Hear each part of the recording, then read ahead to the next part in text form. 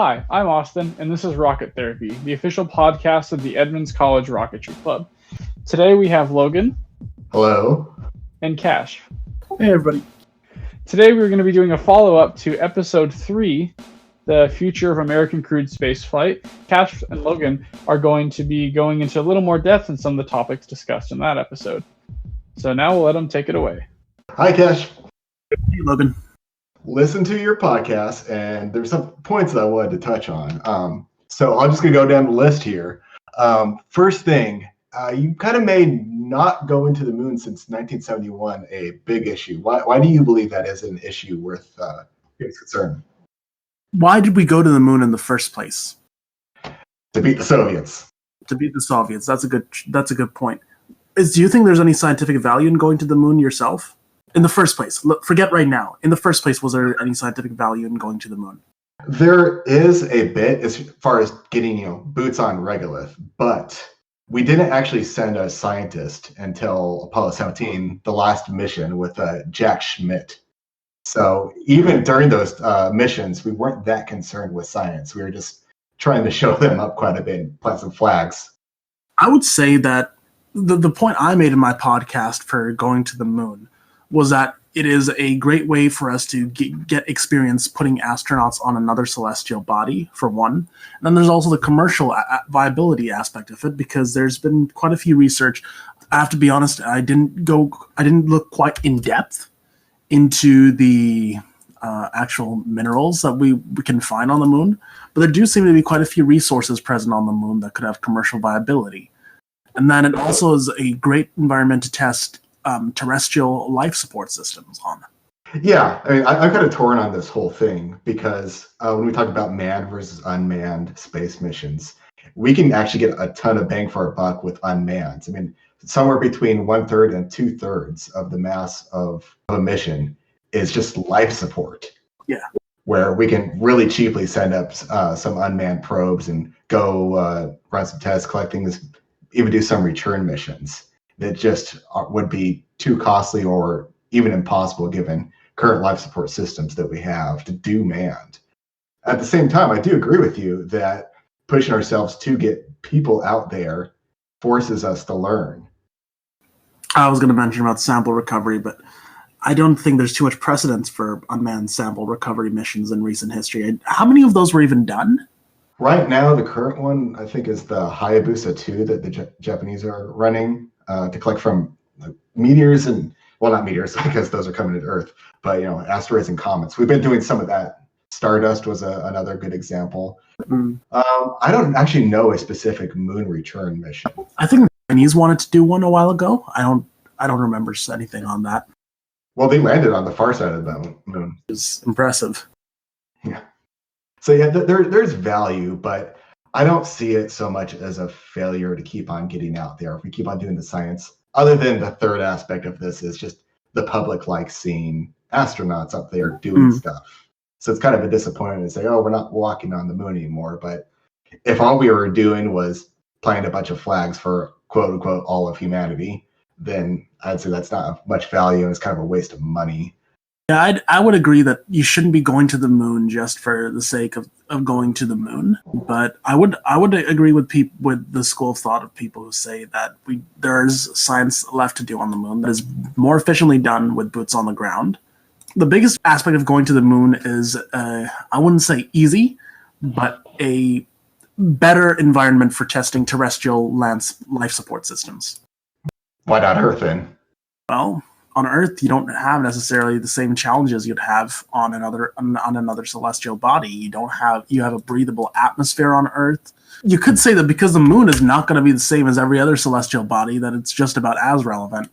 So that's a good point. But you wouldn't be able to really test. I was going to say supply chains, but then the supply chain to the moon is totally different than the supply chain to Europa, for example. All right. Well, if you're ready to move on to the next subject, we could do that. So the next one on my list was you mentioned the big commercial companies, and you said the two that a lot of people talk about. I mean, obviously SpaceX and Blue Origin. I want to know, why no love for Rocket Lab? Yeah, Rocket Lab, well, specifically because this was about crewed spaceflight. And from what all I've read, Rocket Lab are currently doing CubeSat launches with their Proton rocket, right? Yeah, in the context of the video, the greater context, I guess, crewed makes sense, but Rocket Lab do great work, but that specific podcast was on crewed spaceflight, so it wasn't particular at the moment. It wasn't particularly appropriate, in my view, to mention them. Well, does Blue Origin currently have a real design for crewed outside of their New Shepard up and down? Yeah, that's a good point, but they're working actively and already have, I think it was letter of intent or something like that with NASA to ferry crew to the space station in the long term. Well, they're actively working towards crewed spaceflight. I don't know if Rocket Lab are they? Actually, that does have to make sense because their stated mission is to have millions of people working in space. So, all right. So the Starliner launch, you hit that one, yeah. And when they were burning all their RCS due to a bad clock, did you hear about the other problem they found as a result of that one? I didn't know. So what had happened was they obviously did not get into the orbit they wanted to get into, which means they're going to come down not how they were originally supposed to. So they had to take another look at their reentry profile. And what they found in their coding was that, the trunk of the Starliner? Yeah. They carry the supplies and some of the engines. Well, the heat shield of the capsules between that and the capsule. So what they have to do is they eject that, and it's supposed to turn to the side and then boost away so that the capsule can actually re-enter. They found out in the coding when they need to look at it for re-entry that it was not going to turn to the side and boost away. It was going to boost back right up into the capsule. So Boeing is kind of having a bad time right now. Yeah, I wouldn't want to work at Boeing in the span of the last 2 years. God knows how long they're going to be suffering now. Yeah, I mean, this seems to be realistically hitting them worse than the 737 MAX issue. I'm not sure I'd call it worse because they make way more money off of their commercial airliners program than they do off their space travel, no? They do, but this one is really unquestionable about faults in programming. The MAX actually has some debatable issues, but that's kind of off to the side. Yeah, that would be for my aviation podcast. Coming soon. I want to discuss the part that was omitted from the original release of the podcast with you, if that's all right. Sure. I believe it was the part where I mentioned that the SLS is actually a cover-up and a way for the government to money launder into top-secret programs. Yes. I want to know what you meant. I was implying that all of the money that is allegedly going to the SLS is going into... Well, for the record, I wasn't genuinely suggesting that I actually believe this. This was mostly intended as a joke, but I was jokingly implying that the money that we are shoveling down the gigantic barrel of SLS's fuel tanks is actually going to some top secret military programs, and SLS is just a cover project for it, if you will. So you don't have a bunch of like Boeing CEOs walk to a bank with bags of cash playing push it to the limit. Basically, yeah. Yeah, I could see how that conclusion can become to, and I mean Boeing is a big company that has a lot of branches. Yeah. But the way I see this one is that Boeing and ULA and a lot of the other big aerospace companies have basically been told that they are NASA for the longest time. And they've gotten used to just being given the money and saying, okay, just work on this until you get it. Don't worry about competition. I mean, with the SLS, it's essentially, by all means and intents and purposes, it's a Boeing rocket, but it's referred to as a NASA vehicle. Exactly. Yeah, and I myself refer to it as a rocket fueled by pork. It's a pork barrel rocket. So I'm curious, how do you feel about the concept of a super heavy launch vehicle in general? Do you think it's something valuable for our space program? Well, maybe not SLS in specific, because SLS is clearly a dumpster fire of a program, but the whole concept of a super heavy launch vehicle. Yes, it means that we're able to launch larger components built on Earth into space. Mm-hmm. Unless we want to assemble a bunch of small things to build bigger structures, it just seems more efficient to to actually launch the bigger pieces. Plus, we've been finding out, or at least it seems to indicate, that recoverability is scalable. It gets easier in size than harder. So space actually becomes more efficient if you do that. I'm sure you've seen the reports on the Sea Dragon, that old plan from. Yeah, I watched a few clips on that. That was apparently going to be somehow reusable just because of how it was launched and landed. And that would have been the largest rocket ever. It was also going to be single stage to orbit, right? Yeah, that's something else that happens. I mean, we're looking at the current plans for Starship, and it's looking like just the Starship without the super heavy booster will be able to, without much of a payload at all, be a single stage to orbit, or at least be able to do suborbital hops. So, yeah, you scale up, and all of a sudden you can be single stage if you get huge.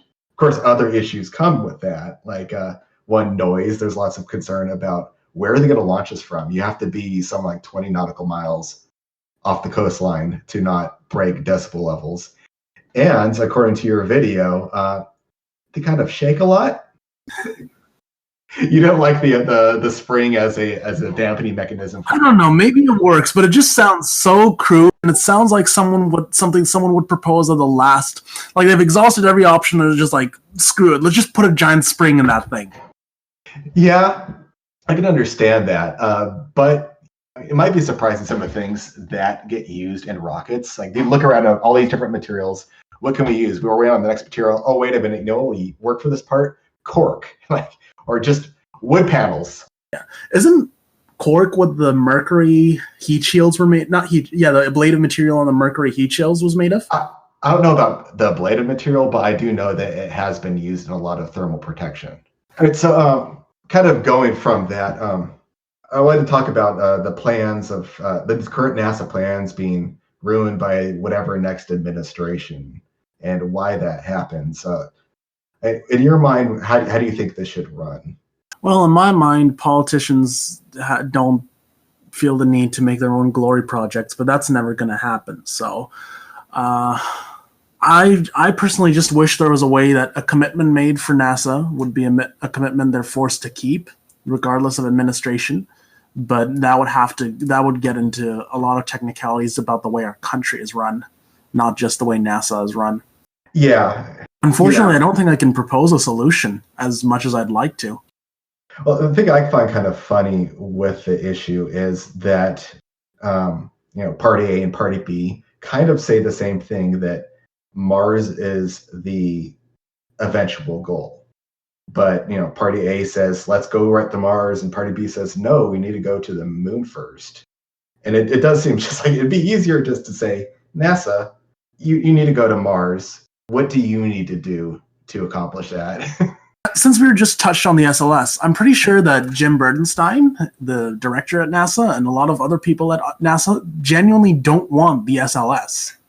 Oh, yeah. I mean, they're stuck with it. I mean, there's a certain, we're supposed to kind of avoid politics here, but there is a senator in Alabama who gets very upset whenever talk of the SLS being canceled comes up. All right. We'll leave it at that. So there was one point I wanted to grill you a little bit on. You said that the Falcon Heavy is capable of performing the Artemis 3 mission. Well, yes and no. It is technically, I suppose I should not have said it is capable. It is hypothetically capable of performing a similar mission. Not the exact same mission, and that would need so many hypotheticals. That would need first of all, that would need Falcon Heavy to be human rated. That would take forever. That would need an adapter for the Orion on Falcon Heavy. That would need a larger fairing in order to accommodate the launch of the translunar injection stage. There's so much hypotheticals. It's not a viable thing to do now. It would have been a viable thing to look at the start of when they started building several years ago, when they started getting the SLS done. Yeah. That's the last part is actually what I've seen a lot of people post about. Well, Falcon can do this and Falcon Heavy can do that, and they can go out to Pluto or whatever, and they're just looking at the raw delta V, or not really looking at thrust and where that comes into play. Yeah. And yeah, the translunar injection stage can't be the Falcon Heavy's upper stage. That might fit in a Delta IV Heavy, but those are super expensive to launch. So my idea, we're going to talk about this in a future episode, I'm thinking. My idea for an alternative proposal would be you launch Orion on one rocket. You launch Orion into low Earth orbit on a Falcon Heavy. You launch the translunar ejection stage on another vehicle, and you launch the lander on another vehicle. And the other two don't need to be launched on a particular vehicle. They just need to, well, the lunar injection stage would have to be on either Falcon Heavy or the Delta IV Heavy, but the lander could just go to the lowest bidder. And you unite them all, and you dock them all in, the three of them in low Earth orbit, and you head to the moon. Is it an ideal profile? Is it efficient? I would not say that at all. But I feel like what I was trying to do over there was highlight the idiocy in the costs of the SLS. That you can launch 3 rockets, and that's still cheaper than launching just one rocket. Yeah, true. Although there has been that plan to kind of make the Frankenstein or Franken rocket out of the 3, if you've seen that one floated. As a serious proposal? Yeah, a serious proposal to put Delta IV upper stage on top of a Falcon Heavy.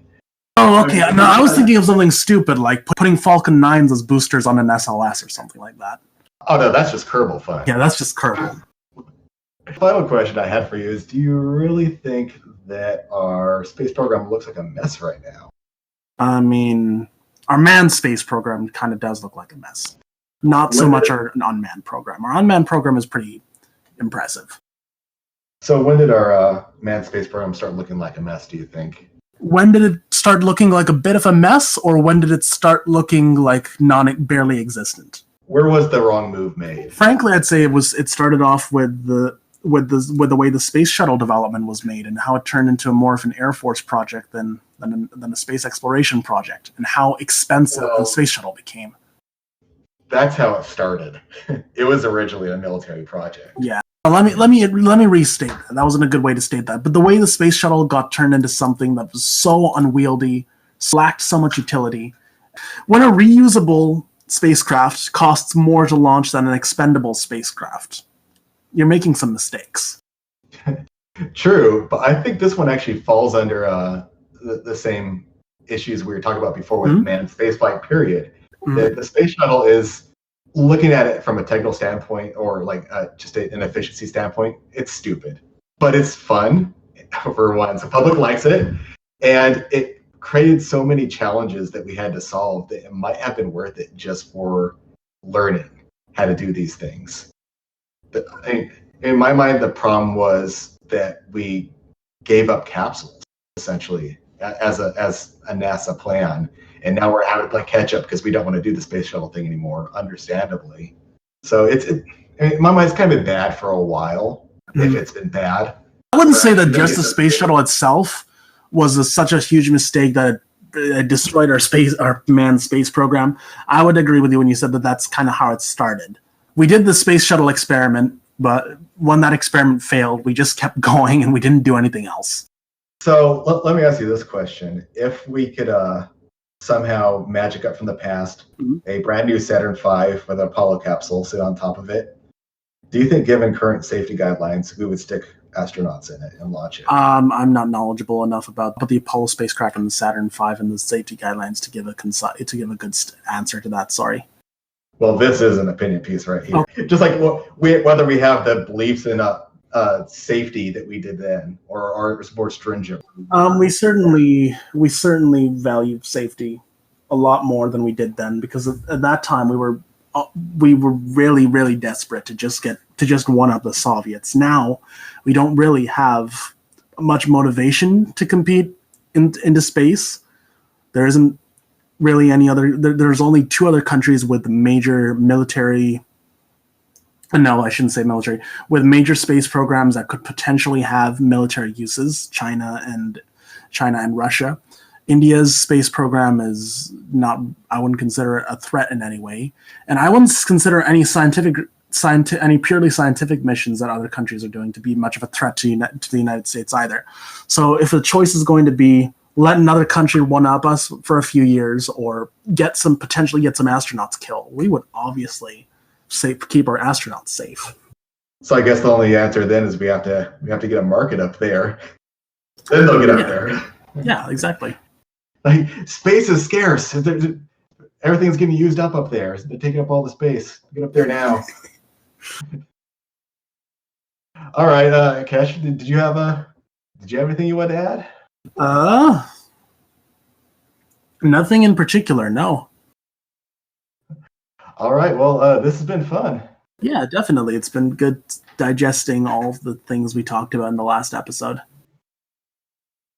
And Yes. I definitely want to elaborate on the hypothetical alternate launch vehicles for an Artemis mission. And again, just so we're clear, I did not make that clear enough in my last podcast episode, but there is no way that would be a smart idea to just switch all our gears to right now, because it would need so much change in the Falcon and Delta IV vehicles. It's just not going to happen. Yeah, well, I'm excited to see what happens in the next few years, because it looks like it's starting to pick up. I guess back to you, host. This has been Rocket Therapy. Thanks for listening, and remember, up is easy, down is hard.